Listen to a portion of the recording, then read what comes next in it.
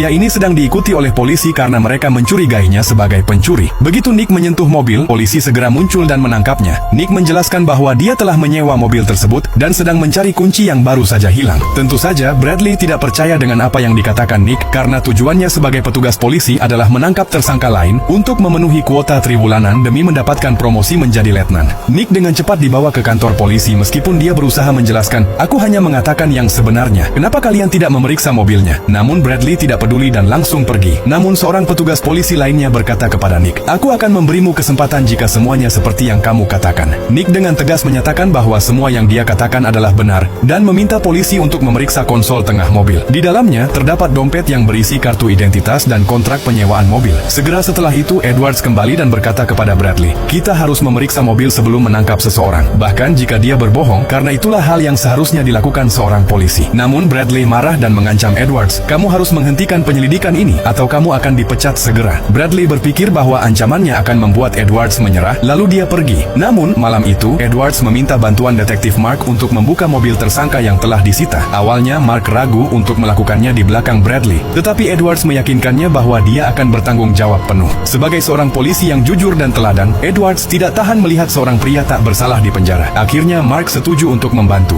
Anehnya, ketika mereka membuka mobil tersangka, dompet itu tidak ditemukan, meskipun Edwards sudah melakukan pencarian menyeluruh. Tiba-tiba Bradley muncul dengan ekspresi dingin dan menegur Edwards karena bertindak di belakangnya bersama seorang detektif. Dia bahkan mengancam bahwa tindakan itu bisa membuat Edwards kehilangan lencananya sebagai polisi. Kembali di sel tahanan, Edwards sangat marah karena dia mengira Nick telah berbohong dan menyebabkan banyak masalah. Dalam pertemuan keesokan harinya, Bradley dengan percaya diri melaporkan kepada kepala polisi tentang pencapaiannya dalam menangkap banyak pencuri mobil di jalanan. Sementara itu, kepala polisi juga mempertanyakan Edwards atas tindakannya yang bertentangan dengan perintah. Edwards mengakui tindakannya dan mengatakan bahwa dia akan bertanggung jawab penuh atas kesalahannya. Namun sebagai seorang polisi, dia ingin memastikan segalanya jelas dan tidak bisa menangkap orang yang tidak bersalah. Tiba-tiba, kepala polisi mengumumkan berita mengejutkan. Dia telah menerima keluhan bahwa beberapa petugas dalam tim melakukan diskriminasi rasial. Oleh karena itu, dia diam-diam memasang kamera di dalam mobil sebagai bagian dari tes rahasia. Begitu kepala polisi selesai berbicara, Nick masuk ke ruangan, mengejutkan semua orang. Ternyata dia adalah seorang detektif yang dikirim dari Long Beach dan secara sukarela berpartisipasi dalam rencana ini untuk melihat bagaimana para petugas dalam tim bereaksi. Alasan Edwards tidak menemukan dompet di mobil Nick adalah karena Bradley telah masuk lebih dulu dan memalsukan barang bukti. Bradley segera ditangkap. Sedangkan untuk Edwards, dia dipromosikan menjadi letnan karena berani mempertaruhkan pekerjaannya demi melindungi hak-hak sipil.